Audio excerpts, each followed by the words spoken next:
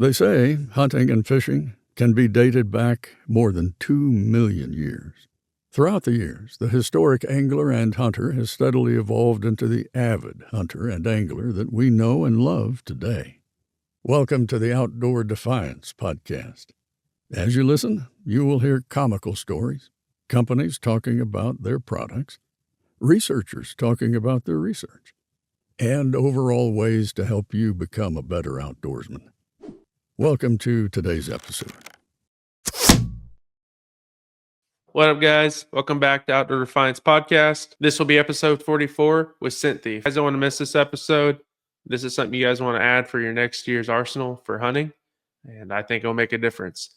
So here we go. Here's Jacob Carpenter with Scent Thief. Jacob, thank you for joining us today for this episode. We ran into you at the shoot in Kansas for the Shot 3D experience, and you guys were a sponsor or what? Yeah, we're kind of a quiet sponsor. Okay. Brian reached out to me and I think he'd been using the product for a little bit and wanted to know if we wanted to sponsor them. And so we did a little product sponsorship, and the closest shoot that they had to us was down in Flint Oaks Lodge in Kansas. And so we were able to drive down there and participate in that. So I actually ended up winning one of you guys' bottles of Scent Thief spray there. And when I left there, I kind of was like, I wonder what this stuff is about. And I started looking into it. In between what I found on my own and then being able to talk to you for the 15 minutes we were there, I decided, hey, we have to get these guys on. So thanks for taking time out of your day and joining us. Yeah, man, you bet. Sometimes all it takes is just a little 12-ounce bottle to get the ball rolling. Yeah. That's well, no, funny. man, thank you for having me on. I appreciate you guys taking the time out to do this. Like we said before we started, I always enjoyed talking to fellow hunters and guys that are in this industry and in this world. I didn't really come from it. I kind of grew up around it, but I didn't really grow up in it. And so now that I'm in it, I really enjoy meeting new people and getting the chance to talk about hunting and talk about kind of what we do. Just based off what you said, we just go ahead and tell us how you got involved in the outdoors. Yeah, I grew up in a small town in southeast Kansas, Humboldt, Kansas. It's kind of tucked away right along the Neosho River. So I grew up on a farm. We didn't really grow any crops or raise any kind of cattle or anything like that. We just focused on habitat conservation and growing big white-tailed deer. But I was always consumed with sports, man. I was a big sports guy. I played football, basketball, and baseball in high school. Of course, it was a small town, so you had to play everything. But I really put all my focus and energy in that. And I hunted occasionally. I killed deer a couple of years growing up in high school, killed a turkey just about every year because there were so many of them. But I had the opportunity to play football in college. I played football at Pittsburgh State University in the very bottom corner of southeast Kansas. And so football season's right in the middle of deer season. It runs through the fall, so you really don't have time to do both. It's one or the other. And so I was kind of wrapped up in that. And, like I said, growing up on a farm, I was around it all the time. And I have friends that did it growing up and playing football with a lot of guys that did it. But, it was just never my thing. I never really kind of got into it. And, so when I graduated college, I took a teaching job in Kansas City. I was a strength and conditioning coach at Shawnee Mission North in North Kansas City. And I did that for 3 years. And I loved it. I had a great time there and got to coach football and be in that world for a little bit. But while I was doing that and growing up, my dad is in the restaurant business. And so he's got a restaurant chain in Kansas City and kind of just an entrepreneurial guy. And when I was in college, he found Scent Thief.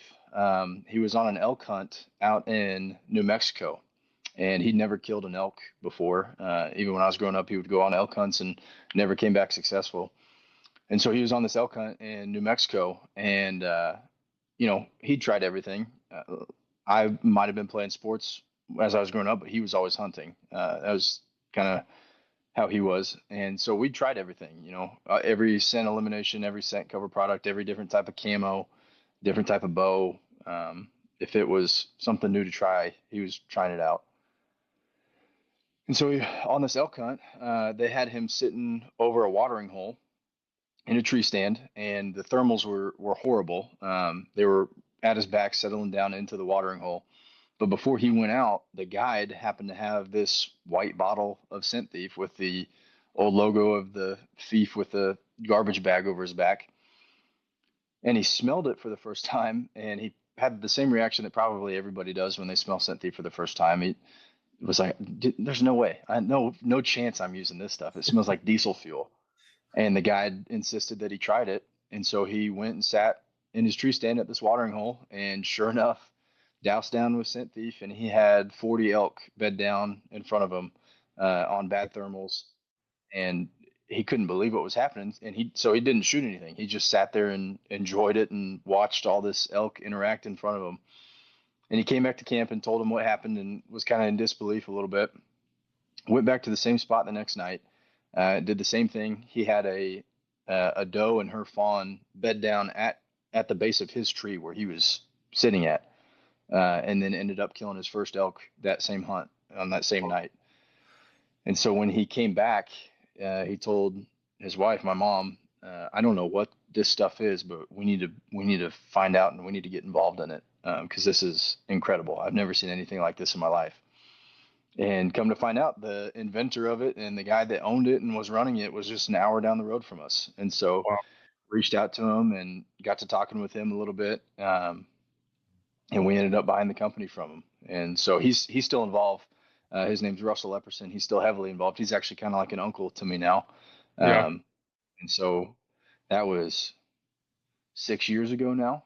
And so we've kind of rebranded it. It really wasn't a company. It was just kind of him making it in his backyard, selling it locally. And then when we jumped on it and were able to acquire it, we spent the last 6 years kind of growing it and building it up to where it is now. Wow. So kind of cool story. You said that your dad was in the restaurant industry and you're from a small town sports community. You literally are looking at two guys that are from the same exact situation that you're in. My dad used to actually own a restaurant, or I should say my mom and dad used to own a restaurant in my hometown. And then Gunner's dad has an insurance agency. And then he also used to own before he sold it, the gas station in town, which was also a local cafe. And then Gunner used to play sports. I played up till 8th grade, but Gunner played all through high school.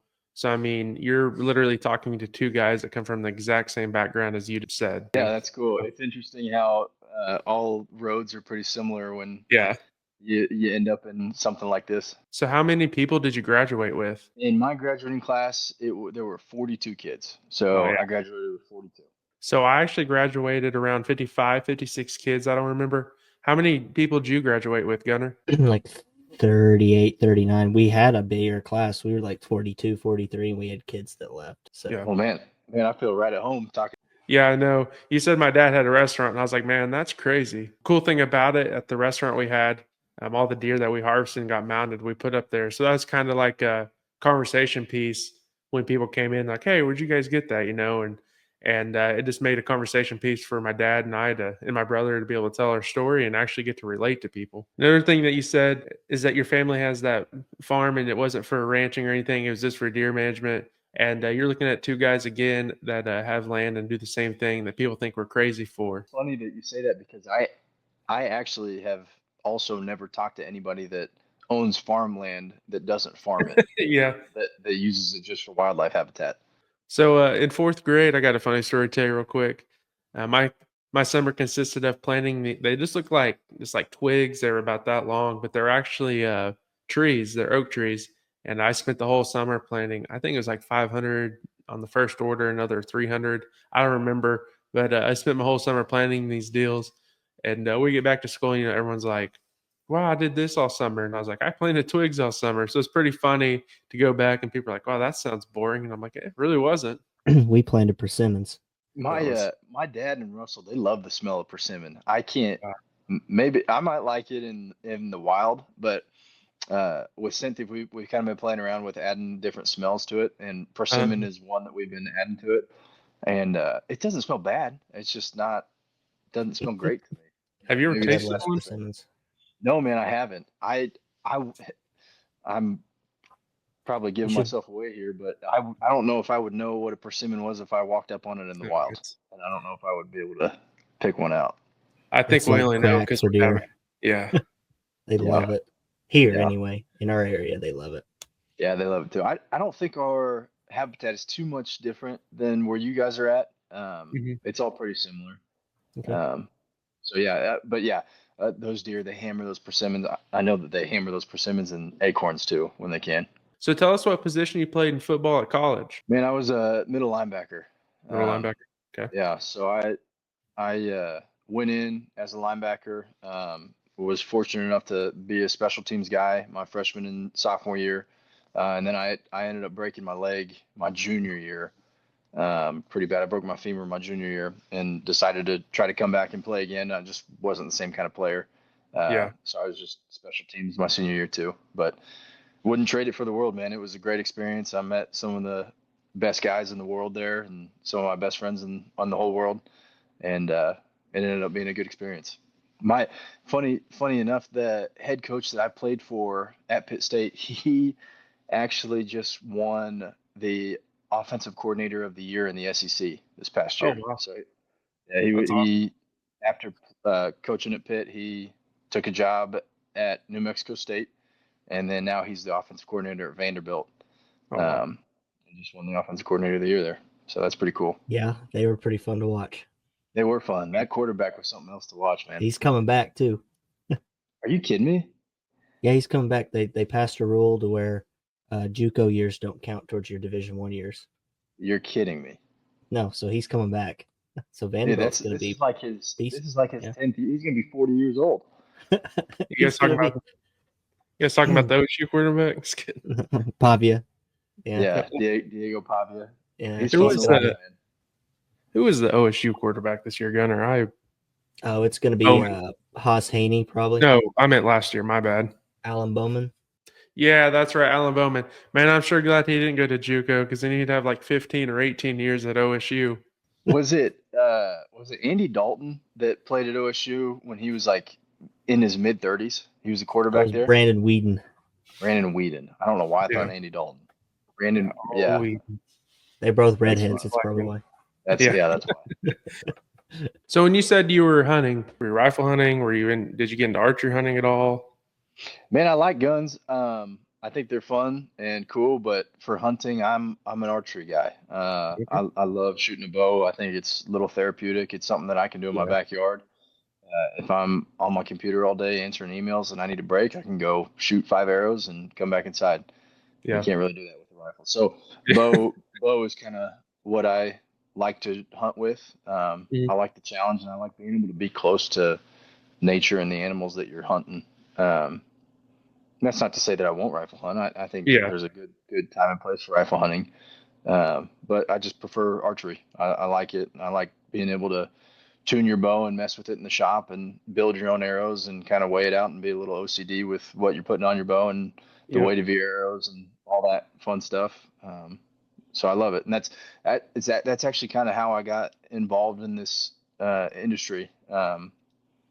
Or why I love this industry so much is because it's a good hobby for me to transition out of sports and into really another sport. It's kind of Yeah. in a different realm. I mean, there's a lot of pros that are in it now and have TV shows over it. And that's exactly what they said. It's like you're still training yourself and testing yourself and pushing yourself, to those limits. It's always easy for them to transition into it. Yeah, So- and it's something that the more that you practice and the more that you do, the better you're going to get. I mean, Yeah. you're not just going to be throwing your head up against the wall and you're not going to get better. If you keep shooting and you keep practicing, you're going to get better at it. And that's Yeah. I like things that you can do that with. So yeah, I tend to gravitate towards archery a lot more. We've got a coyote problem on our farm, so we'll use rifles to try to eradicate as many of those as we can. But it'd be fun to shoot those with a bow, but it's a lot harder. Have you actually seen that episode of Tim Wells where he calls in the coyotes with his recurve and shoots them at I think 10 yards? I've seen some of the stuff where he's killing giant stag with a freaking spear.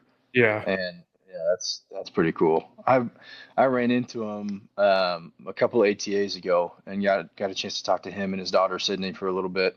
And they're really nice people, really cool people. That's what I've heard. But the things that he does, man, that's crazy. It takes a special kind of person to be able to hunt like that. Yeah. A lot of time. A lot of time and practice. A lot of patience. You got to be a little crazy to do that too.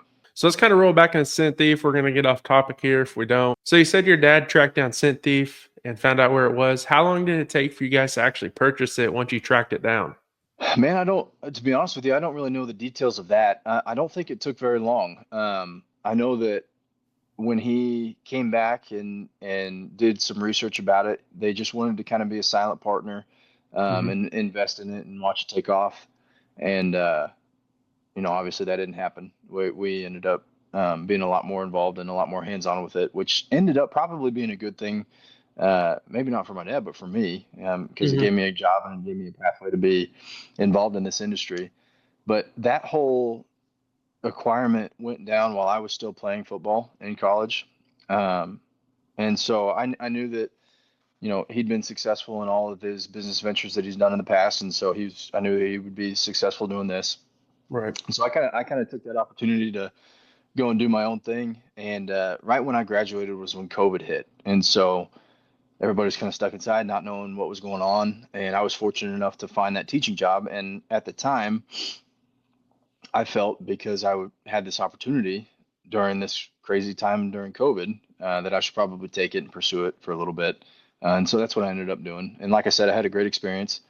But 3 years down the road, some things didn't quite work out, and I didn't quite agree with the way some of the school system and administration was going. And I had the opportunity to come out and join the Scent Thief team, and so I did. I took it, and Yeah. now we're here. And so that's kind of how I jumped off, and I was ready to leave. I was ready to be done with football and kind of focus on something else. I'd been absorbed with football and sports my whole life and hadn't really tried anything different. And so I saw an opportunity to do that and kind of jumped all over it. And it was a great decision, probably one of the best decisions I've ever made. Yeah. Yeah, and that was kind of how I got involved in the hunting industry and really involved in hunting. I mean, if we're being completely honest, I've really only been hunting consistently and really hard for 3 years of my life. So I'm pretty new to this. Got a lot of catching up to do. Yeah. I do. Yeah. Yeah. It's yeah, man. I've been doing it since Taylor too, since we were in diapers, and it's a blast, dude. Yeah. It still gets me giddy from, when I was little to now. So yeah. Yeah. I feel like I'm talking out my ass a little bit when I'm talking to guys like you, because I know that you know a lot more than I do about the hunting and the outdoors, and I'm just trying to keep up. But man, I'm having a lot of fun doing it. It's such a fun thing to pursue and a hobby to have. Yeah.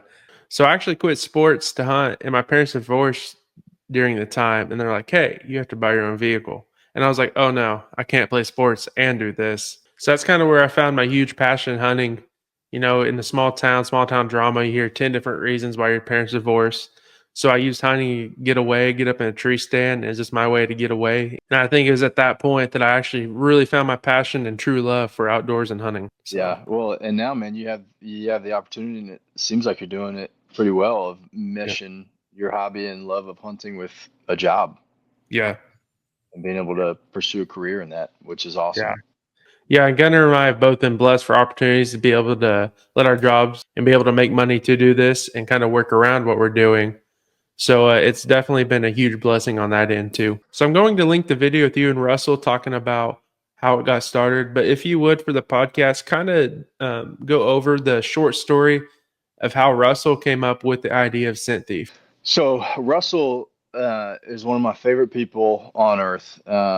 There's not a lot of people that are like him. He grew up living and breathing trapping. That's what he loved to do as a kid. We were in the warehouse the other day, and he told me that when his brother was going off playing baseball growing up as a kid, his parents would let him be at home alone because he was setting traps and checking all of his traps. That's just what he did.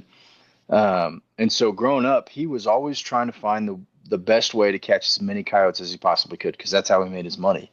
And he knew that he had to focus on their sense of smell. And so every day after school, he would go to the library and study the ears, eyes, nose, mouth, and throat. And he was led down the path somehow of essential oils and combining different types of essential oils and the effects that they would have on your olfactory nerve and your epithelium and your scent receptors. And he still got all of the notes that he wrote down when he was in high school. I don't know how many years ago. He actually had a house fire, and one of the only things that his family saved was his box of notes. So it's Wow, been that's through cool. a lot, but it's pretty cool that he still has those. So anyway, he was led down the path of essential oils, and one day, just by accident, he was building his baits for trap and using skunk essence, and he couldn't smell it. And he didn't know what had happened, but he had accidentally combined these essential oils that now what we use in our product into a wax form. And when he was in the presence of it, it numbed the sense of smell and the olfactory nerve to where you can't smell anything else as long as you're in the presence of it. And so he ran upstairs to tell his mom. He had the skunk essence in whatever kind of bait he made, and he asked her to smell it, and she couldn't smell it. And so he kind of knew that he had stumbled on something then. So when he had that in his wax form, he would coat his traps in that wax and then kind of mix it in with the peat moss and cover his traps with it. And he went from catching about 4 coyotes to 80 coyotes. And that happened almost overnight. And so he quickly became the guy that everybody would call when they had beaver issues, coyote issues, whatever. He was kind of the trapper. And so that opened up a lot of doors for him to get hunting leases around the Butler area. And so once he figured out that formula, he just kept building it, and he ended up turning it into a field spray. So it was in a liquid form, and he would hunt with it and kill monster deer every year because he was getting closer than anybody else could. It actually got to the point where the local game warden came and knocked on his door and investigated him a little bit and was like, "Hey, dude, what's going on? You got to be doing something illegal here." And I think he tells it in the video that you're going to link. But he was like, "No, man, come hunt with me. Come sit with me, and I'll show you what I'm doing." And so the game warden came and sat with him during a hunt, and could not believe, number one, how many deer were around Russell, but how close they were getting, and how relaxed they were, and almost like they didn't, even if they saw them, they wouldn't really care because there's no threatening sense there. Mm-hmm. So yeah, that's kind of how it came to be. And then he spent the rest of his life kind of building it and perfecting it and selling it out of his local bow shop. And it really just kind of stayed local. He had no real way of projecting it out there and marketing it and getting the word out. And so, I want to say it was around 2013, 2015, somewhere in there. He decided to move forward with a patent on it, a patent on the formula and how it was combined and created. Mm-hmm. And he's pretty sure that the patent attorney, somewhere in there, or maybe it was a university study, something like that, the Department of Justice was alerted to the fact that animals' sense of smell was completely rendered useless while in the presence of this product. And so canine units, drug dogs, can't identify drugs in the presence of it. Now, before I go further, I need to say this.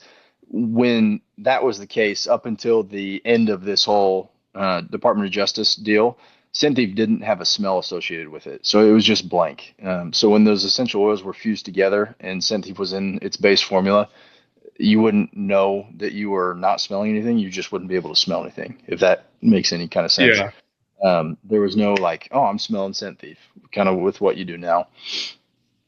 So the Department of Justice came and knocked on his door, knocked on his bow shop, and confiscated everything. They took all of his product, they took all of his research, all of his notes, and said that he can't advertise it, sell it, create it, anything with it until he hears back from them. And they kind of left him in limbo for about a year.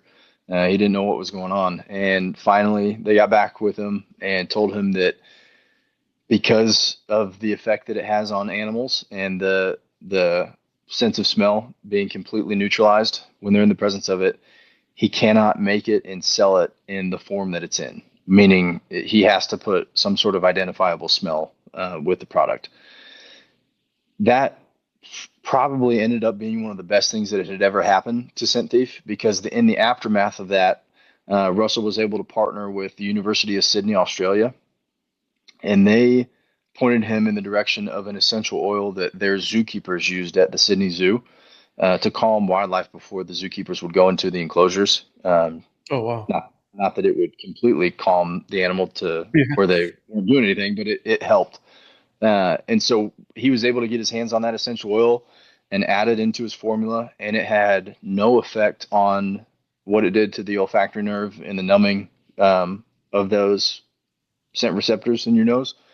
But it also added a smell to Scent Thief. So now when you and I smell it, we can recognize that it's Scent Thief. But because it's that specific essential oil that was added, it also has the effect of calming wildlife. So anytime a deer or any kind of animal walks into the presence of Scent Thief, deer specifically, because they're a little bit slower grazing, you'll see them lift their nose and lick their nose and try to smell the area because they get that warming or cooling sensation in their nose. But it puts them in a relaxed state every time. And that's attributed to that final essential oil that we were able to put in the product. So it ended up being a really, really good thing because it helped make the product better. Right. So you said essential oils. That's kind of something that piques my interest because I use some stuff. I won't throw names out there, but I've used some stuff before. I've been coughing and having like, I don't know, like my nose is stopped up for like a week after I use it. And it's like, man, what's in this to do that to me? Yeah. And so it's definitely cool to hear that. And then I know like some of that stuff, would fade your camo. After years of use, it'd fade your camo after being in the sun due to the reaction of it. And so it's cool to hear essential oils because, unless you know something I don't think you really have to worry about that as much. Yeah, no, and I've heard a lot of that from some of the people that I've talked to at these trade shows about it messes with their camo, it messes with their clothing, it leaves a residue behind. It does something with their allergies and affects them in a weird way. And yeah, through some of the research that we've done, there are some products out there, and I won't name names because I'm not here to really pick fights or do that. But there's products out there that have ingredients in them that are related to cancer causing agents and just some bad stuff that's not natural. It's synthetic. It's either aerosolized or it's some sort of chemical that's designed to eat it stuff. And it'll eat your clothing. It'll fade your camo. You definitely don't want to spray it when you're around your kids or sometimes even your pets. There's even some that you don't want to spray directly on your skin, which is crazy if you're going to be spraying it on your clothes. And so, yeah, we are literally a blend of essential oils and water, and that is the base of our product. We have an additional ingredient in there to help with bacteria growth, but it's a food grade ingredient. So it's completely safe for your skin, completely safe for your clothing. There is no long-term side effects to it. And, we obviously don't advertise you to drink it, but if you ingest some, it's not like you have to call poison control or anything like that. Yeah.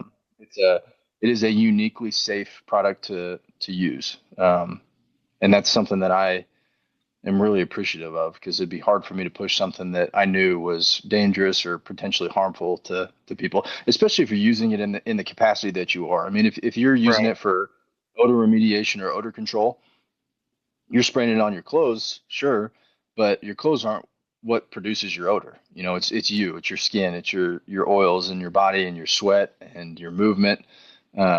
So it's nice to know and feel confident that you're spraying something on yourself that is not going to harm you. Yeah. So that's mind settling that you said that. So you said you have the spray. Do you still have the wax? And then what other products do you guys have? Yeah, man. So the wax is actually new this year. Okay. Russell and I are the ones that are making it in-house. So everything else is done in the United States. It's actually done in Springfield, Missouri, and that's where our bottling company is located. And so the warehouse in Springfield, they do all of our field spray, laundry detergent, shampoo and body wash. They even do our wafers.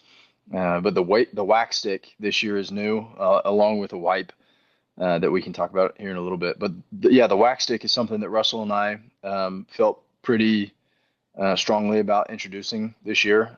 It's just an extra barrier of protection that you rub on your tree to try to get as much scent thief out into the air as you can. And since we're talking about this, I probably should have mentioned this sooner, but anybody that's listening that doesn't know what scent thief is or how it works, basically scent thief is the only product on the market that numbs and relaxes the olfactory nerve. And so it's the only product on the market that takes away your sense of smell. Everything else uses a chemical, an enzyme, or cover scent to try to either, number one, with a cover scent, try to confuse an animal, overload them with as much of a certain smell as they can to try to confuse them for a little bit. To use an enzyme or a chemical to try to eat at your human odor or eat at your molecules, and try to get rid of your smell that way. And the problem with that is no matter what you do, you are always emitting odor. You are always emitting some type of bodily odor. No matter what you do, you can't get rid of that 100%. If I spray myself down in the truck and then I walk to my tree stand and I sweat even just a little bit, I'm back to square one. I might as well not even spray down, because if you're sweating, you're emitting an odor. If you're walking and moving, you're emitting some type of odor, or you're generating that. And so scent thief, we know that that's the case, and we know that there's nothing that you can do about that. And so our answer to that is we are just going to shut down and take away the ability for you and any other mammal that's in the contact or presence of scent thief to smell. So the idea with scent thief is that you want to create as large of a scent barrier around where you're hunting as possible. So I want to get as much scent thief out into the air, and I want to create as big of a bubble around where I'm hunting as I possibly can, because when that animal that I'm hunting, whether it's a coyote or a deer or whatever, black bear, whatever you're trying to hunt, as soon as they come in contact with that bubble and get scent thief in their nose, they cannot smell anything else until they're out of that bubble and they hit fresh air again. And so, long circle back to that wax stick, that's kind of why we wanted to introduce the wax stick, is so you can rub it on the tree as you're walking into your stand, rub it on the base of your stand. And it's just a really, really heavily concentrated form of we call it no smell technology. It's just our essential oil base, and it's mixed in with a wax blend. And so when you rub that on your tree or your tree stand, it's going to be a really strong smelling formula that hopefully carries out wherever the wind's blowing and creates as large of a bubble as you can make around you.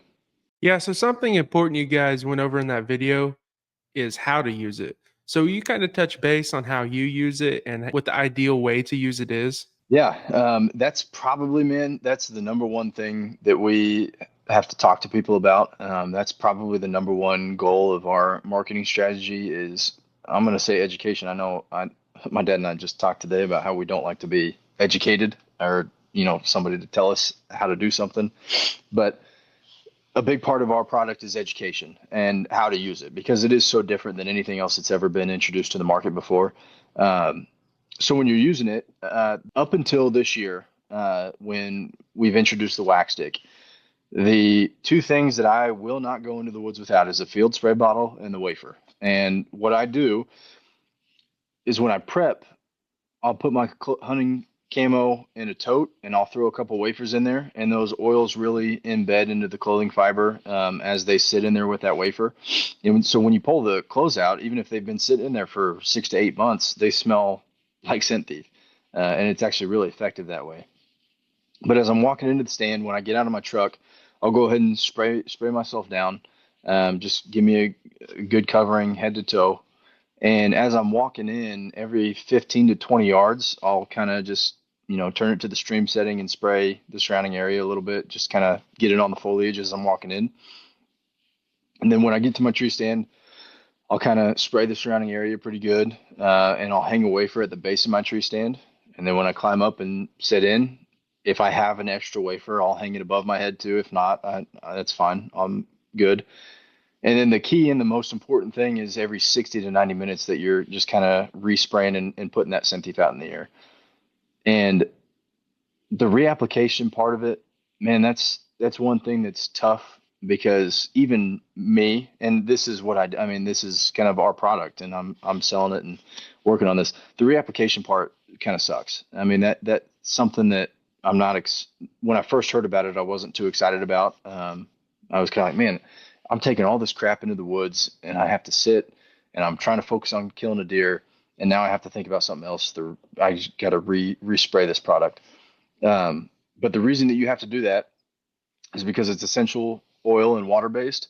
And so those essential oils evaporate with the water. And so you just kind of have to reapply depending on what the weather's doing.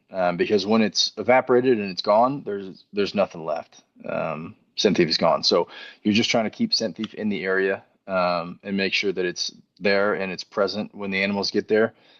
Because again, the key is making sure that it's present for the animal to smell. You want them to smell it in order for them to shut their sense of smell down. So that's really how I use it. I hang a wafer at the base of my tree stand and above my head when I'm sitting in the tree. I'll spray myself down before I walk in, and then every 60 to 90 minutes, I'll kind of reach up and just give 4 to 6 sprays of the surrounding area, and that's it. My like I said, my goal is just to make as large of a scent bubble or a scent cone around where I'm sitting as possible. Right. So I heard you say that some people backfire on having to reuse it. But if you're not reusing your scent elimination that you're currently using, then you're probably not using it to its 100% effectiveness. Yeah, So the problem with that is that and I could be wrong. Like I said, guys, I'm 3 years into this, and so I don't have a whole lot of experience with it. But from what I understand, most of the other scent elimination products that you buy off the shelf, you spray it down, you spray your clothing, you might prep with it, but then you toss it in your truck and you walk into the woods. It's not something that you take into the woods with you. And that's the number one, besides how it works, that's probably the number one differential factor of our product. It's not something that you prep with so much as it's something that you hunt with. So it's like your sidearm to your bow. So you take it into the woods with you, you're hunting with it, you're constantly spraying, and it's just another tool for you to be successful in the woods. So I guess I really don't know what the backfire is because, like I said, if they're not reusing the stuff now and just leaving it in the truck, then they're probably not using everything to its full potential. So there's a lot of other companies that keep using, the word jam. So what's the difference between jamming a nose and relaxing a nose like your guys' stuff does? Yeah, no, that's a great question. So the big difference between that is the people that are trying to jam the nose, they'll send a really strong smell downrange to try to confuse a deer or an animal's sense of smell. Mhm. The problem with that is that you and I, us humans, we have a certain amount of scent receptors in our nose. Deer have hundreds of thousands times the scent receptors that we do, and predators are even more than that. So the best example that I can give of that is if you and I are smelling a cheeseburger, that deer or that coyote or your dog, they're going to smell the bun, they're going to smell the lettuce, tomato, hamburger, whatever's on. They're going to smell each individual ingredient of that hamburger. And so when you try to send something that's really strong smelling and really potent downrange to a deer, for example, they might be overwhelmed for about five seconds or so, but they can sift through that pretty quick. Yeah. Not only that, but the big difference between our product and something that does what I just described, if anything happens while that deer has that jamming product in their nose, if they get spooked out for any reason whatsoever, because it doesn't numb their sense of smell, they're able to remember it and retain it. And so anytime they come in contact with that smell again, if they were spooked out from it before, they're going to recognize that and associate that with some sort of danger or whatever scared them out of the woods the first time. That's a good point. I was going to say that's something I've always kind of had in the back of my mind when using, those nose jammer type things. I always, if I ever spooked one that strong, like that vanilla, because that's seems to be a lot of those smells is like that strong vanilla type smell. I always thought, well, if I, spook something, he's going to remember that, just like anything else, like that you think of the deer's memory. Well, I mean, think about you and I if we have a certain smell, that smell can trigger a memory that we forgot we even had. Yeah. And so if that happens with us and you've got something that can smell millions of times better than we can, surely that happens with them too. And not sure that we know that it happens with them. So yeah, the other thing that's unique about Scent Thief that gives it a leg up on products that do that is because Scent Thief numbs that sense of smell and it numbs that olfactory nerve. It's completely unrecognizable and completely unretainable. So no matter how many times that animal comes in contact with Scent Thief, it's like the first time that they've ever smelled it. Every time that they smell it, and so that's a really unique part of our product. That's a really cool concept that you just stated. I've never really thought of it the way you just stated it, but I do the whole tote thing and all that. But I'm definitely gonna change it this year after seeing your guys' videos and seeing, just talking with you in this short bit of time. I'm definitely gonna change the whole way I do stuff. I'm not just saying that just for the podcast. Like, the science is there to back it. And on the flip side, some of the stuff that you take up in the tree stand with you is not very quiet. I mean, like an aerosol can, you cannot be quiet with an aerosol can. I don't care who you are. And then there's the stuff that smells like fresh dirt, and it only smells like fresh dirt for the first 30 seconds. And after that, I don't really know if it's still useful. I don't know if it disappears or what. The science behind Scent Thief is really cool. So Yeah, it's I love talking about it, man. Sometimes I yeah, can feel like I'm rambling a little bit, but it's such a cool concept. yeah, Even if I wasn't involved in it in the capacity that I am, I think it's so fascinating that you yeah, can target and numb the sense of smell the way that this product can. yeah. It's really really fascinating, and it makes it a lot of fun to do what I do because it's such a unique product in that regard. You start selling small bottles for the bathrooms. Yeah, we Well, actually we have a lot of outfitters that buy it in bulk and they Mhm. use it for that. So they'll leave it in their shower or in their bathroom for that. yeah. It's funny you say that. We're in the hunting industry right now, obviously because we love it. It's a great hobby, but I think one of our largest markets is probably outside of the hunting industry. We're Yeah. really really popular with the funeral home business and first responders. There's a market for us in hospitals and things like that too. So yeah, it's a lot of fun to use. It's really fun. easy to get behind too because of this. Yeah, You talk about the science of it. yeah, Yeah. Some companies can claim whatever they want, but until you have a backing, it's hard to get necessarily get people behind you. And all the science and everything that you talk about, it makes perfect sense to a guy like me Yeah. with that background. yeah, Yeah. So, It's definitely easier to also pack in a little bottle versus a brick, this big. If you're into electronic things, to go hunt with you and hang above your head. And then you have to worry about batteries and all sorts of things like that. But it was funny you said there's another market.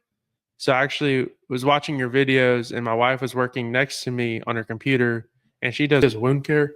She's a nurse practitioner, so she takes care of wounds in nursing homes. And she looked at me and she's like, "You should get me a bottle of that." And I laughed and I said, "Well, don't go look in the hunting room because it's the only bottle I have right now." And it's funny that we brought this up because, in my head, I was like, I wonder if it's ever been thought about for this industry. And then here it is. It already has been. 1000%.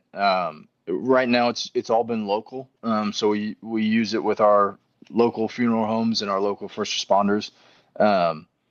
But yeah, man, one thing that's going to be really good for something like what she does is like, man, how do I, so I'm assuming that she wears a mask when she's Mhm. dealing with all that kind of stuff. So normally what we would tell nurses or people that are in that situation is to spray the field spray in the mask, and as long as that mask is covering their face, they cannot smell anything other than Scent Thief. Wow.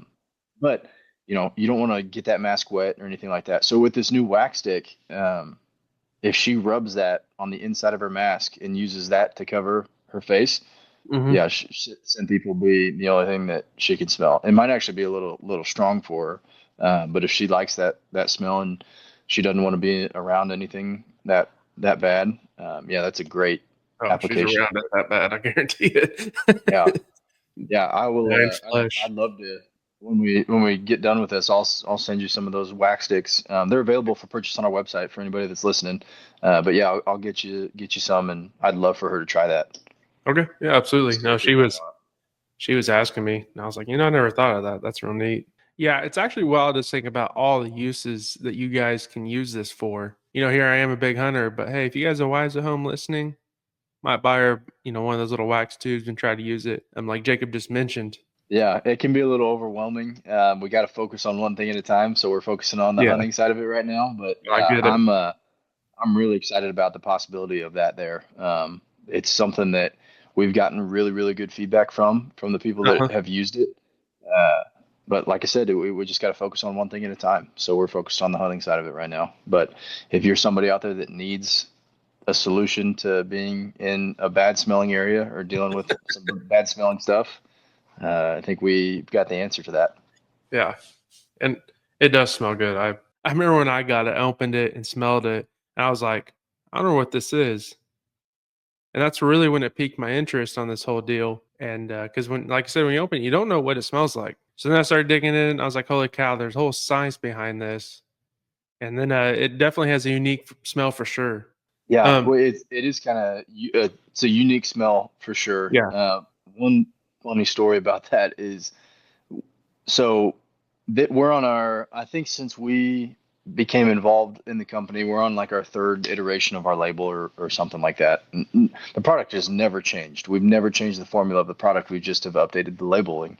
Right. And I think it was probably 2 years ago on the field spray bottle, it just said scent thief. And it didn't say earth scent or anything like that. It just said scent thief.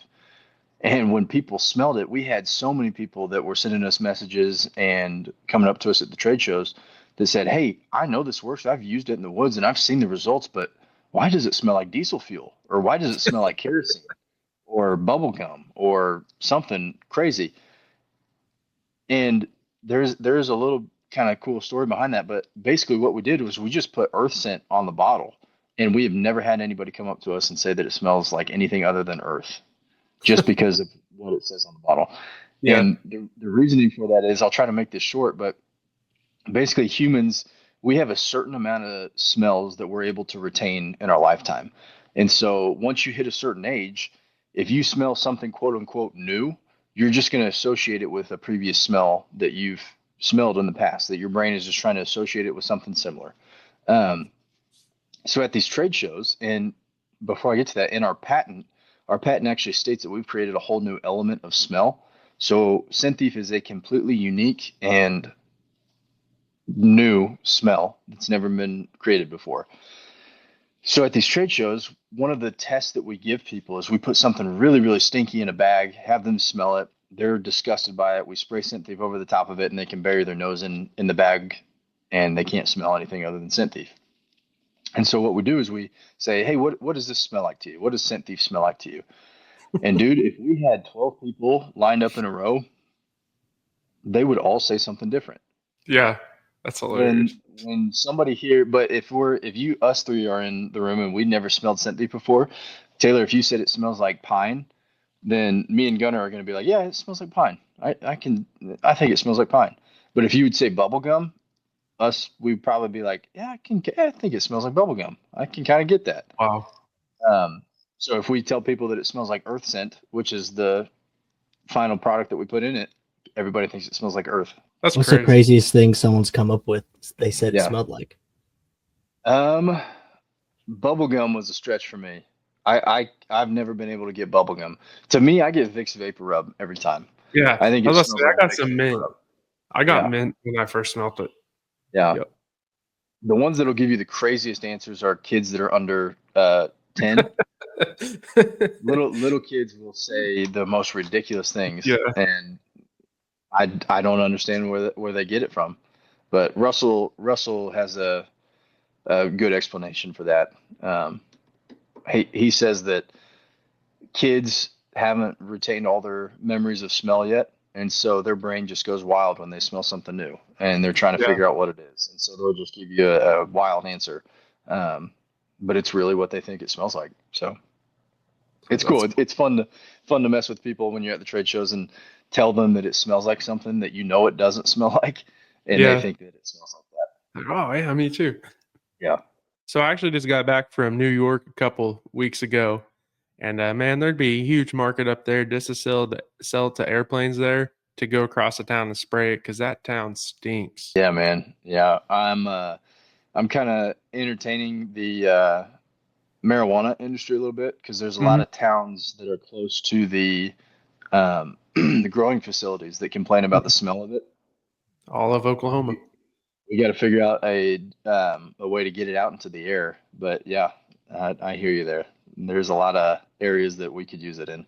Downtown Skytook, where I live, there's like maybe 3 grows and 2 or 3 dispensaries.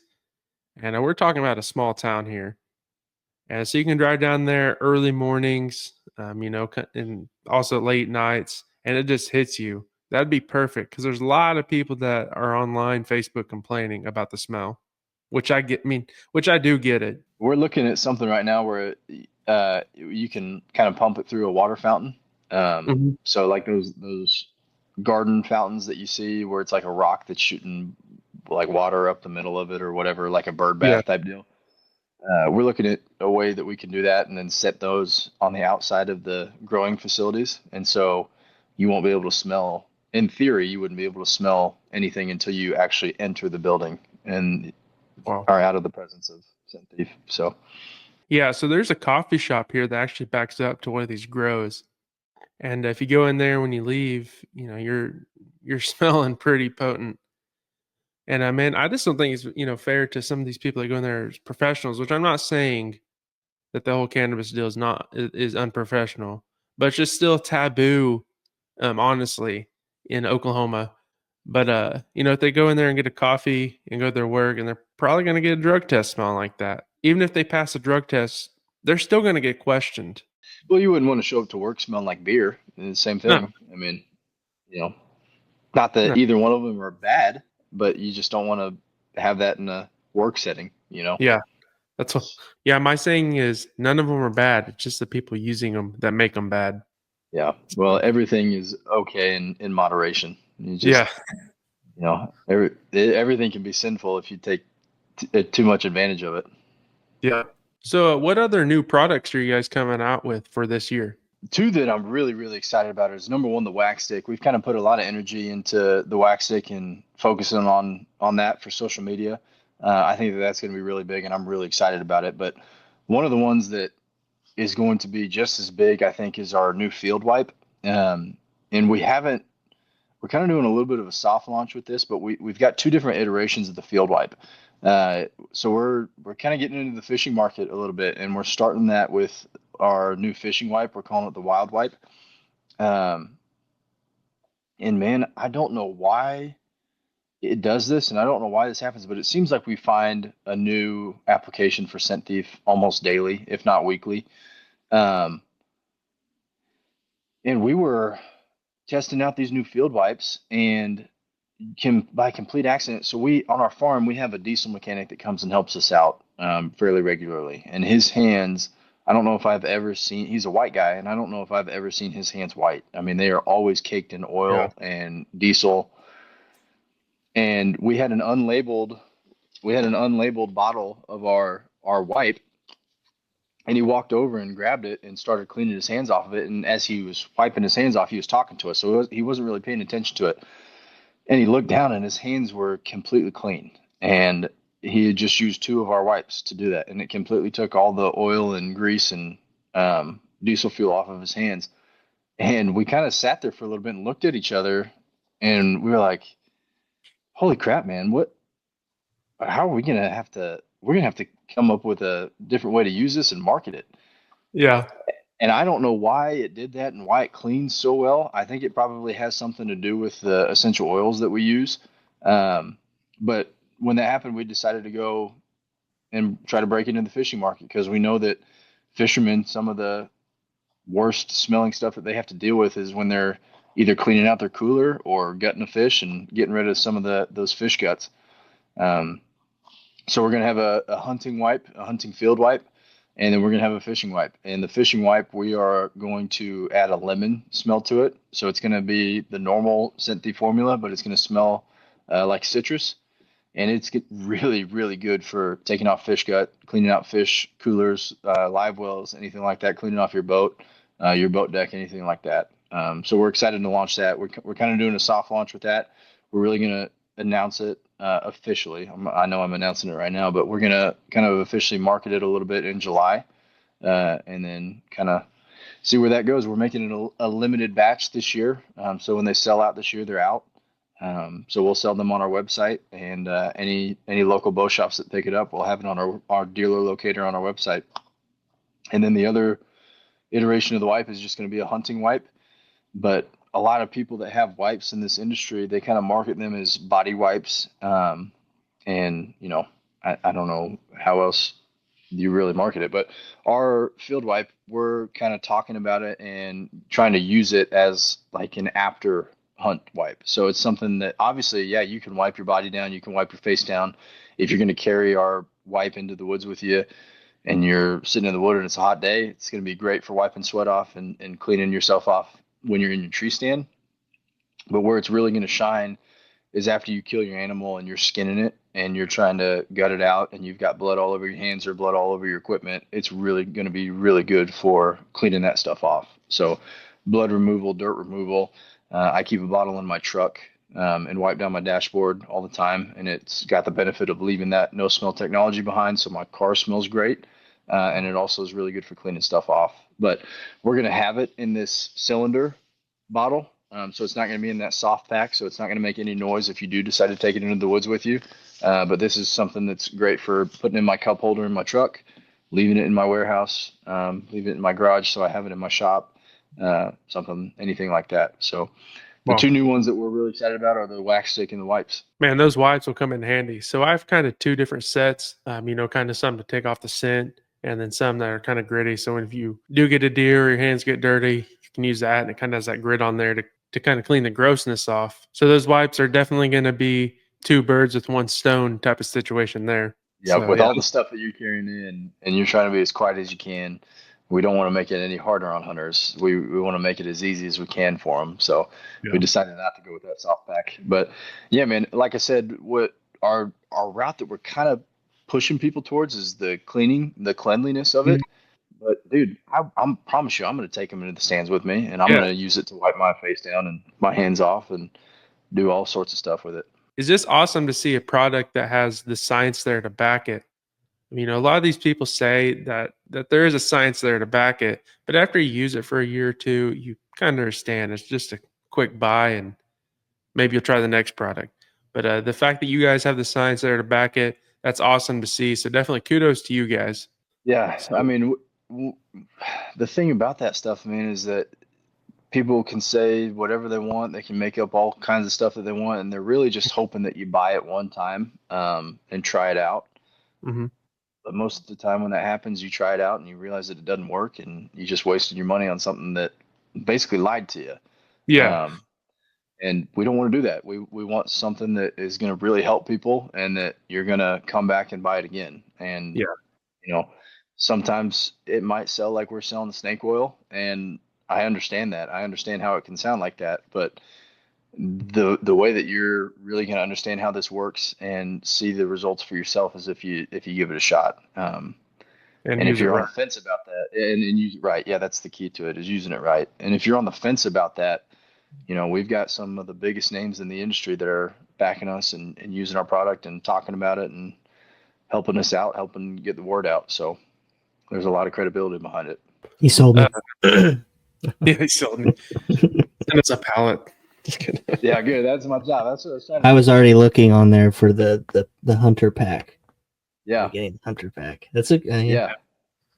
Well, what's funny is that our number one pack seller is our trophy pack, because people like the laundry detergent and the body wash. I totally understand that. Knowing what I know about the product, and I know it's more, so I understand how I'm sounding. But knowing what I know about the product, the pack that I would buy is the hunter's pack, because it's got everything that you need and nothing that you don't. It's great to wash your clothes. You always want to be as clean as you can when you wash your clothes, and we want you to use the Scent Thief detergent. But the way that our product works, you could wash your clothes in Tide detergent, and it wouldn't matter. If you use the product how we advertise it, it doesn't matter. So with the hunter's pack, you get the body wash, the field spray, the refill, and a good assortment of wafers. And so that's what I would get 100% of the time. It costs a little bit more than the trophy pack, but knowing what I know about the product and how it works and how to use it, that's what I would get. So me and my family have yet to find a product that actually doesn't break us out. I don't get it as bad as my brother But my brother, man, it looks like he rolled around poison ivy for a week straight. It is horrible. I feel so bad for him. So knowing that your guys' product has essential oils in it, that's huge. That shouldn't break us out unless there is an essential oil that we don't know that we're allergic to. However, there is one I'm allergic to, but I guarantee it's not in this one. Well, here I go again. I know that this sounds like, oh, this is the greatest thing in the world. I'm sounding like a snake oil salesman, but you're right, man. Because of our essential oils that we use, our shampoo and body wash is the best. When I grow my beard out in the fall, it's the best beard wash that I use. It doesn't dry me out. It's the best conditioner that I use. And we actually sell to diabetic patients, because it's not like they're hunting or anything, but we sell them our shampoo and body wash because it moisturizes their dry skin. Wow. And it does that. And in a lot of cases, it does it better than their prescribed body wash that they use. Right. Yeah. There's only one essential oil that I know I'm allergic to, but I really doubt you use it. But yeah. I mean, that's the only, if you're somebody that's sensitive to those essential oils and you know that you're allergic to them, that might be the only thing that could potentially be dangerous from using our product. Yeah. But the vast majority of most people on the planet aren't. So it's not something you really have to worry about. We have a family member that has eczema. Mm-hmm. And so she just has really dry skin. Right here. And this body wash, we keep it at our farm. Obviously she uses, girly body wash that is good for her. But when we're at our farm where we grew up, that we have the Scent Thief shampoo and body wash in it. Doesn't affect her at all. It actually probably helps her skin a little bit. Well, yeah, that's crazy. You just the endless market. Yeah, it can go on and on, and that's overwhelming.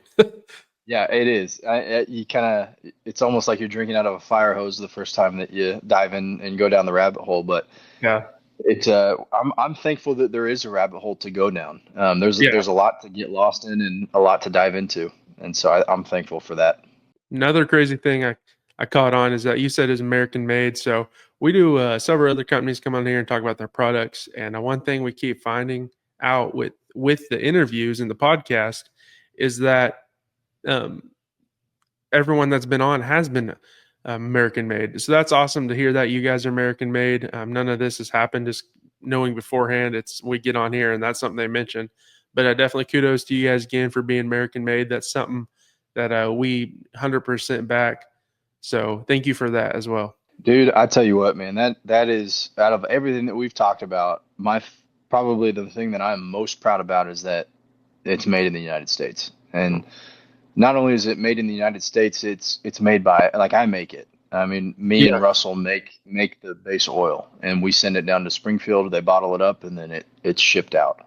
The only time that we've ever had to deal with anything overseas is there's a new prototype label that one big box store is trying to implement, and nobody in the United States makes it yet, so we're having to deal with that. But our bottles, everything is done in the United States, and so we've completely been able to avoid this tariff talk, and we're just not worried about it, man. We're all in on made in the United States, made in America. We're all in on that. I know that if you get too sucked into scrolling through social media and watching the news, it can be kind of scary, but I'm very optimistic about, not only this industry, but just our country and our people and our willingness to support each other and support manufacturing. And it gets me kind of fired up talking about it and thinking about it. So I love that you've had people on that are in the same boat and are doing kind of the same thing. I think that's awesome. I know you're going to be really busy with Scent Thief. What does the year going forward look like for you guys? You're having more shows. On the flip side, do you personally have any hunts you're going to do this year? What does that look like? For the show stuff, we're kind of slow and quiet for the rest of the year. Our busy show season, man, is January and February. We're at all of the trade shows and buy group shows, and we don't do a whole lot of consumer shows just because not a lot of people want to carry around a 24-ounce bottle with them when they're walking around for 3 days, which I totally understand. But yeah, our busy show seasons are January and February. I know that this isn't until January of next year, but we are very, very excited about the ATA show coming up in 2026. I don't know if anybody's heard this or not, but it is going to be open to the public for the first time in I don't know how long. So Oh, wow. That's awesome. if you're going to be in the Indianapolis area, or you're just a hunter that's always wanted to come check out the ATA show, man, it is bar none my favorite trade show to be at every year. I love it so much. It's just a good kickoff, or I guess technically for us, it's kind of a wrap up of the season. Yeah.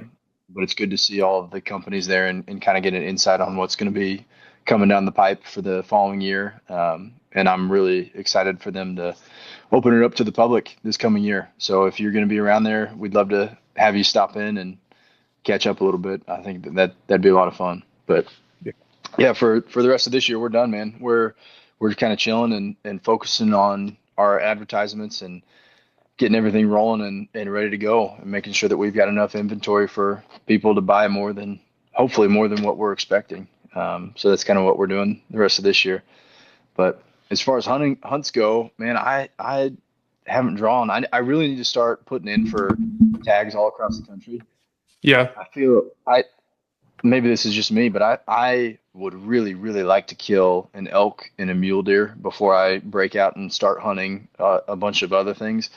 An elk and a mule deer, those are like my top animals that I want to hunt.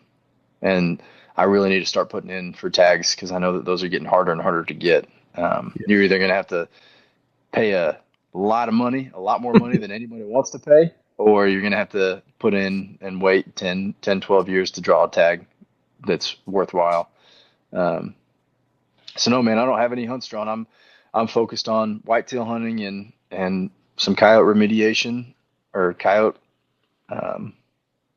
extermination, I guess is what we're trying to do. It's one of my favorites.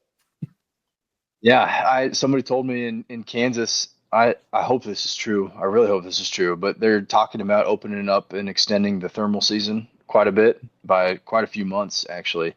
So I'm hoping that that's the case, and we get to, do that for longer than what we normally get. So actually here in Oklahoma, we don't have a season for thermals, so you can use them year round. And I'm going to be that guy. I like to watch them come in daylight. I'm sure people are like, oh, you shouldn't care for when they come in and you get to kill them, just kill them, but just actually watching them to run in person, and you get to fool them in broad daylight is something special to me. But I 100% get why people do it at night. There's a huge issue. So I understand why people shoot them at night. So I'm not dissing on that at all. But myself, I like to watch them come in daylight and shoot them. Yeah. So I mean, that's really the only way that you can kill multiple, is at night. Quantity. Yeah.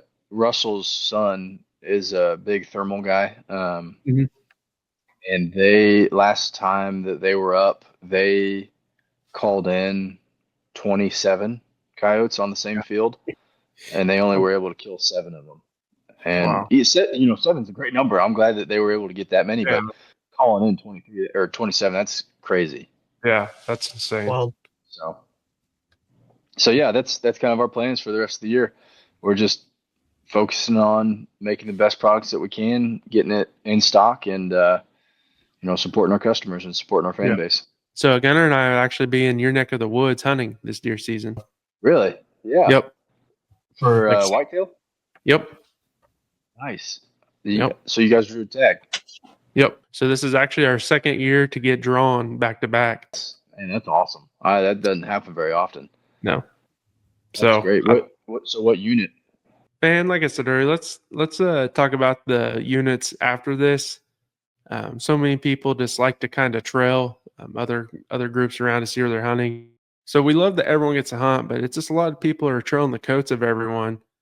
So I kind of want to navigate from that. I don't feel like I should hold other people's hands. If people have questions, reach out and we'll help. I just feel like that we shouldn't do the hard work for people, that people should get out there. That's the way me and Gunner learned, is from trial and error. Last season we both got it done where we in the units we're in. I didn't want to go back because it's tough hunting. So we're going to try these 2 units and see what happens, I guess. Yeah, I feel you. I totally feel you on that. I just tell people I'll go to Kansas. Yeah. On one hand, I love that more and more people are kind of getting into it, and getting into hunting and the outdoors, and kind of figuring out what this life's all about. But the other side of that, man, if you don't have a lease or if you don't have private Yeah. land to hunt, that public land, you're just getting bogged down with hunters, and it's just getting oversaturated. Yeah, it's a grind, dude. I wish you luck. I hope that you guys are able to get a good one. Yeah. I'm really excited for you that you were able to draw a Kansas tag. Kansas is fun. You're growing Of course, up, man. Oklahoma's Oklahoma's got some monsters. I mean, Gunner knows full well about that. Yeah. But, yeah, man, growing up in Kansas, I didn't really understand the type of habitat that I was around and the deer hunting that I was around. But man, as soon as I was got into this industry and went to a couple trade shows, I found out pretty quick Kansas is like the spot for whitetail. Yeah. I mean, everybody wants to come to Kansas. Yeah. Yeah, I know. I feel like it's Oklahoma, Kansas, and like Illinois is kind of like the three go-tos. And Yeah. Man, I know I'm an Everybody wants Iowa too, man. Everybody likes that. Yeah, Iowa. but you got to wait so long. Yeah. But it's Unless worth you go during gun season. Yeah. Shotgun. Yeah. You could freeze your tail off. Yeah. That's okay with me. I'll freeze my That's- tail off. Yeah. So I know my bucket list is to kill mature whitetail in every state that a whitetail lives. Man, that's a hell of a goal. I haven't heard that before. That's a good one. I've knocked out 3 of the states, but man, I love whitetail. I've chased mule deer in Nebraska one time, ended up shooting a whitetail because I couldn't find the mule deer. So I went back to my home grounds where I knew where whitetails were and ended up, capitalizing on the opportunity. I definitely want to shoot a screaming elk, 50 yards out, chasing some cows. There's just something about 6.5 and 7.5-year-old deer that just keep my heart pumping. Yeah, that's awesome, dude. I think that I'm a mountain man at heart. Don't get me wrong. I love sitting in the woods and I love whitetail hunting. I think it's a lot of fun, especially when they're active and you've got them patterned pretty good. But I don't know, man. Something about it. I want to be up on my feet, calling and running and gunning and trying to pick them off and outsmart them. And when you're on your feet, something about that's just appealing to me. I've never really done it in a huge capacity, but I've had a little taste of it here and there, and I want to do it. I'm wanting to get out into the mountains and do it. So it's actually pretty funny. We have some basically family, but friends, but they're the Russ family from Colorado, and they come down here and hunted with us, and we've been up there doing some of that with them. And it's just funny because you hear, they're like, "Wow, you just sit in a stand and wait for them." And, they come down here and try it, and they're like, "Man, this is hard because the border you have is the next fence line. Up there, you have millions of acres to chase them." But they both have their difficulties. So it's a debate that we always try to fight each other on, and we've yet to settle it. Maybe one day we will. Stipulations and stuff like that make each one hard. So in terrain, I mean, everything like that makes it hard. So I don't think there's never going to be a way to say one is easier than the other. But last year in Kansas, we did public. We ended up getting it done. And then Nebraska was probably the closest to Western hunting, which I guess a lot of people consider that Western hunting. But I don't know. It's not legit, mountains. But that was fun. Also very aggravating at the same time. Sand hills were fun. I had a blast, but we got our butt kicked. We had opportunities, but is what it is. But I drew a New Mexico mule deer tag, so I'm excited. Really? This year? Mm-hmm. Mm-hmm. It's a muzzleloader tag. Doesn't matter. That's awesome. Yeah, it's kind of a high desert, foothilly type country. So it's not like I'm going to be hunting like alpine type stuff, but I'm excited. So yeah, man, I'm excited for you. That's awesome. When are you going to go? So it's September 27th through October 3rd is the season. Sweet. I've looked at seasonal temperatures there. It can be anywhere from 70 to 40. I don't really know what's going to happen. I bet it's going to be just like the old tale of cool in the mornings and evenings and hot, in the middle of the day, because it's kind of desert. Yeah. So, but I was fortunate enough to work over in that area, so that I'm going to, so I have a little bit of a, I guess you could say, advanced scouting of the area. Yeah, you're kind of familiar with it a little Mhm. bit. Yep. Yeah, dude, you're gonna please tell me you're gonna try to film it. Oh yeah, I'll try. Yeah, I'd like to see that. Dad and I are going together, so we should be able to get it done. I got a new portable. I got the Fourth Arrow monopod Yeah, that I'll run, and that makes, I mean, that changed my turkey season, which I went one day and killed a turkey, so I only got to use it once, but it worked perfect. So, yeah, I mean, yeah. so we'll Those see. I don't know if you guys have ever ran into that. Those. Oh, is it? You said Fourth Arrow, right? Hmm. Okay, yeah. So have you ever heard of a brand called Painted Arrow? Mm-hmm. I haven't. Painted Arrow, they offer a product where it's like a magnet stabilize that you put on your stabilizer, and you can set your phone on it and record your hunts from the point of view of your bow. And they also make other products that you can put on the tree, but it's basically a magnet that you stick your phone on, and it's just a way for you to film your hunt. Um, that's what I thought you were talking about. They just came out with an attachment this year where you can put it on your shotgun, Hmm. and have your phone on your barrel of your shotgun and film your hunts that way. Yeah. It's pretty cool. Yeah. Yeah, man. So I actually run Elevate. They're actually in Kansas too, but they're American made and they're all about lightweight. But yeah, they make awesome products. My camera armor is super light, super steady, and really quiet when you set it up. I don't know exactly what the clamp's called, but it folds over on the strap, and there's no noise at all. And it's definitely changed the name of the game for me.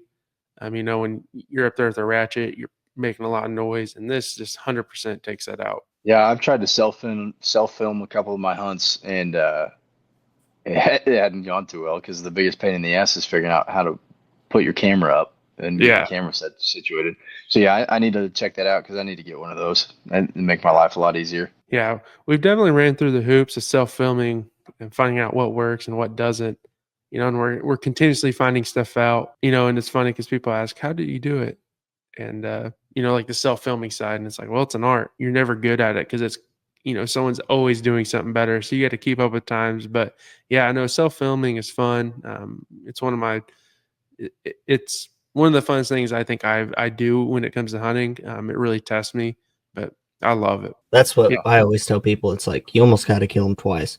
You got to get him on camera, and you got to kill him. Mm-hmm. So Yeah, I will say though that with that Fourth Arrow product, I actually had one. So my dad and I went on a moose hunt up in northern Alberta, and the moose up there they're beautiful moose. I mean, their bodies are giant like a normal moose, but their antlers aren't quite as big as like a Yukon moose. It Tyler Jordan just went up to, I think he was up in Alaska, and he killed a monster moose. And the moose that are in northern Alberta, they're not quite that. They're just a different type of species. But anyway, I had that painted arrow on my stabilizer, and I had my phone sitting on it, and I was able to record that moose kill from kind of like the first person perspective. But you're right, it is like killing them twice. I mean, you've got to focus on something else. The guy that I was with, I killed that moose on the third or fourth day, and we had a couple different situations where we had moose walk out in front of us. They just weren't big enough for me to want to take a shot on them. And my guide was kind of getting a little pissed at me because I was fumbling with my camera trying to get good footage of them. And he's like, "Are you gonna film them or are you gonna shoot one?" I was like, "I'm gonna do both. Okay, let me do both." But yeah, it's a you're right. It is a fine art to be able to do that. Well, Jacob, thank you for coming on this episode. This episode has been fun learning about Scent Thief, getting to meet you and talking to you more. Last conversation was 10 to 15 minutes, and we've had a full hour, almost hour and a half with you. But if anyone's listening, where can they find the socials for Scent Thief, and where can they get products? Yeah, man. Everything is at Scent Thief, so it's just at SCENTTHIEF. That's for Instagram, Facebook, and YouTube. We're on TikTok too. TikTok is interesting to me. I don't know TikTok very well, but it's kind of like where I post all the videos and reels that I'm gonna post on Instagram and just kind of see how they do before I post them on Instagram or anything like that. So yeah, we're on TikTok, Instagram, Facebook, and YouTube, and you can find us at Scent Thief. Like I think I kind of mentioned this earlier, but you know, we're very fortunate to have a product that is good enough to allow us to partner with some of the names that we've been able to partner with. And so, we work very closely with Michael Waddell, Levi Morgan, guys like Tyler Jordan and the Buck Commander guys. So Willie Robertson, Tombo, Martin, and all those guys. If anybody watches guys like Philip Culpepper or Corey Brossman and people like that, all those guys. And, there's a lot more that are knocking on our door, and that's not bragging by any means. It's just a testament to our product and the effectiveness of it. So yeah, if you're on social media and you want to look us up, we got a lot of cool names that are behind us, and we're doing a lot of cool things on social media. And once 4th of July rolls around, it's going to be ramped up quite a bit. So we're excited for it this year. I will say, if we show up and Michael Waddell's at the next episode, I will fall over. Michael Waddell I'm a huge fan. I've watched him and T-Bone together. They've consumed a lot of my time growing up, on their TV shows and all that. Jokingly, I've told people, if we get Michael Waddell on, we are ending this podcast. It's over. I've met all my goals. But that dude is just a stand-up guy. He's such a nice guy that if I asked him to, he probably would. He's just a nice guy like that. Yeah, thank you for coming on and giving us the time to talk about your product. Yeah, man, thank you for having me. I appreciate you guys and what you do, and I love that you guys are growing what you're growing, and I appreciate your time and having me on to talk about something that I love.